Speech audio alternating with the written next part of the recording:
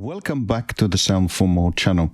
Today I'm going to show you how you can use MIDIStep to actually create your own personalized arpeggiators or beat, and to use it really a little bit as your beat maker. So before I continue, I would like to remind my viewers to subscribe, as it helps with growing the channel. Additionally, if you would like to support me, please do follow the instruction contained in the video description. Thank you again.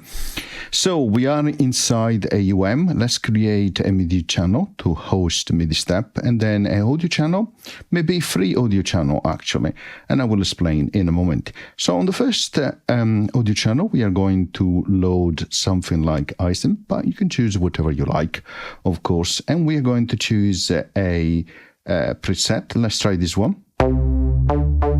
Yeah, that's fine. So let's decrease a little bit the output, and that's okay. Next, we are going here on the MIDI processor, and we are going to add MIDIStep. So we are going to search for MIDIStep like so. Okay, we connect the two. Like so. So MIDIStep, this instance is connected to this instance of ISM. Okay, let's open MIDIStep and let's maximize the screen. It's a little bit small, so I'm going to hide the keyboard now and re-maximize it again so you can see it better. So the first thing I want to do is actually to change the scale to Aeolian natural minor. Like so. You can see the notes here on the left hand side have changed. Okay, next what I want to do is to ensure that the sync is not to the host but to the note on, which means that if I bring up the keyboard now and I press a key on the keyboard, MIDIStep will start. Perfect. Then I make sure that a rewind on pattern is enabled, so that allows me to, for all the tracks, allows me to rewind the pattern when it comes to the end, which is really useful for synchronization. Then next I'm going to click here only once, and I'm going to randomize these patterns. So let's try again now.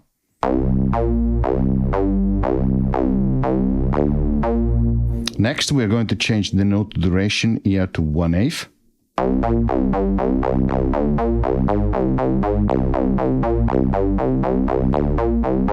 And of course, you can make it even faster, like for example 1/16.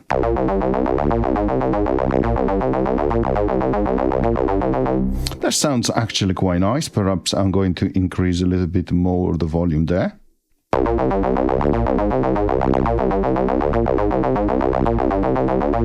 Yeah, that sounds cool.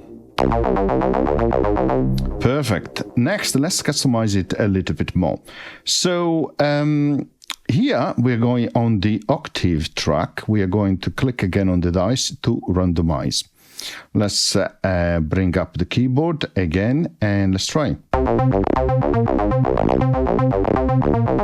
I don't like that it goes up to octave number 2. So what you can do here, there is a chevron on the dice, click and hold, and you have access to these random octave settings. So you can adjust the probability of randomization for each step, the range. So I'm going to decrease that to 1, and the default, which in case is not randomized, you can set it to, for example, 0, so it doesn't go up or below an octave. So let's randomize again. You can see it's lower, and now let's press play again, one note on the keyboard. If you don't like it, randomize again. Okay, I like that so far. Next, we go to the third lane here. We're going to click and hold here on the chevron for random velocity settings. I'm going to make the lower range lower, and also the upper range a little bit lower, and also the default a bit lower, so that the randomization now, if I click here, makes more sense. Okay, let's try again. So you can hear now that there is a variation in terms of velocity and therefore output in terms of volume. We're going to click on gate here, and we're going to randomize here again, so that we can randomize the duration of the note in terms of how open the gate is for each note, for each step. I really like what I hear, so that's fine. So leave it there. So let's close this. Now let's open another instance of ISM, like so. Perfect. Now, let's double click here, click again on here, and bring another version of MidiStep like so. Connect the two, so click here on the left-hand side of these ISM instance, MidiStep here, and the second one. Okay, we go inside MidiStep, we change now, load here, we choose, why not a pad this time, and let's see this one, high and rise, and we decrease a bit the volume like so. So next we open it up like so, we sync it to the note, again we change the scale to natural minor, so we hide the keyboard again and double click and to open it up. Now, one thing before I forget, let's connect the keyboard here to this instance of MidiStep, like so, so that when I press a note, it goes to both instances and therefore, because they are set up to respond to MIDI, to a note on from MIDI, therefore they will activate. Okay, perfect. Now, right, okay, so here what I want to do is create 4 different notes as an example, which acts as a little bit of a string of a pad. So I go here on this step, click and hold, and I select high. Then click and move here. You don't have to click too long, click and move like so, and you can expand this setting to the other the other steps here. So in this case, I have tied step 2, 3, and 4 to number 1, okay, or one after the other. So step number 2 is tied to the step number 1, and so on and so forth. Now, step number 5 will be a new note. So step number 6, I click and hold, and I select tie. Then I click and move straight away to number 8. I repeat the process here, like so. Perfect. And then like so. So that in this case, I will have notes which are hold for a quarter of a bit, okay? So now if I move, for example, for note number 5, you will see they all move up, like so, right? Perfect. And we can do something like that. And you can see also these ghost notes are the notes value as they were originally. If you don't want them to stay there, you can do like these, and click and hold on each one of them like so, and you put them in the same position. Okay, now let's bring up the keyboard, and by the way, actually have the same settings here to rewind. Okay, perfect. So now let's press play.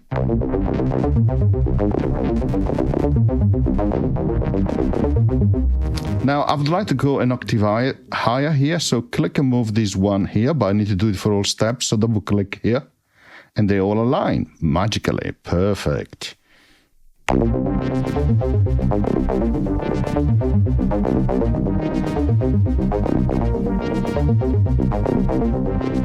Sounds really nice. Now, third audio channel.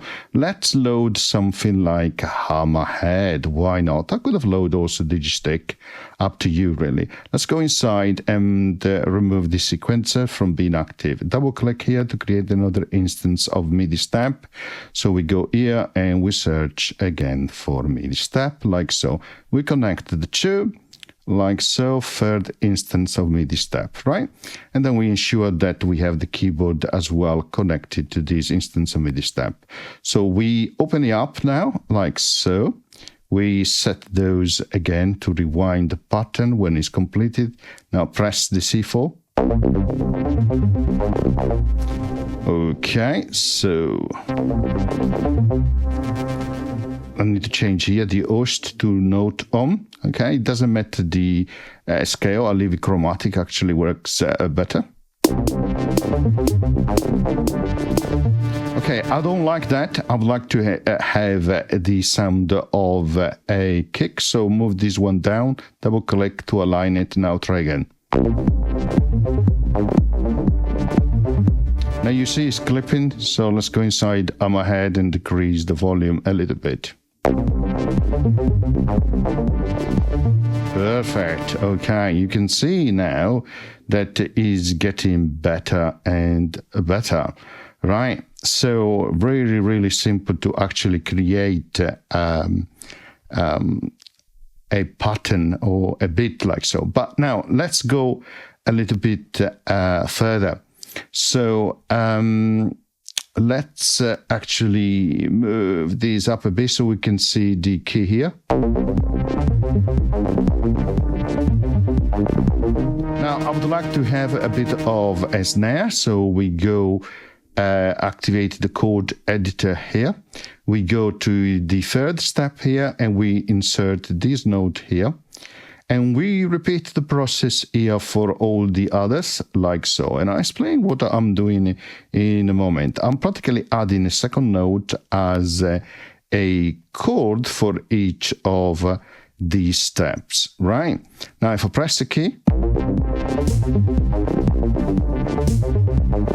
now it's not quite what I want. Now, let's change the duration to 1/8. Let's try again. It's okay, but I repeat too many times the kick drum, so I disable the step like so. And I create a nice little pattern.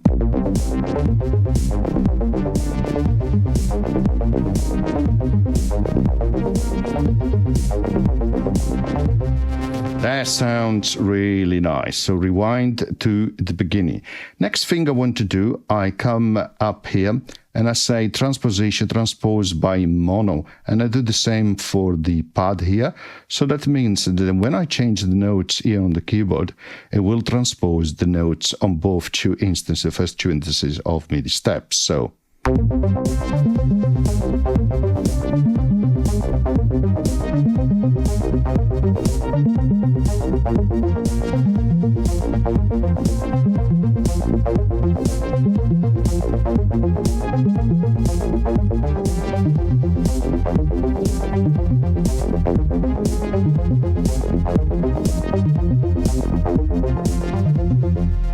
So as you can hear, it sounds really, really great, and you can continue like so, by the way, and yeah, making it your own. Of course, you could add other tracks if you like, and you could record the director inside the UM.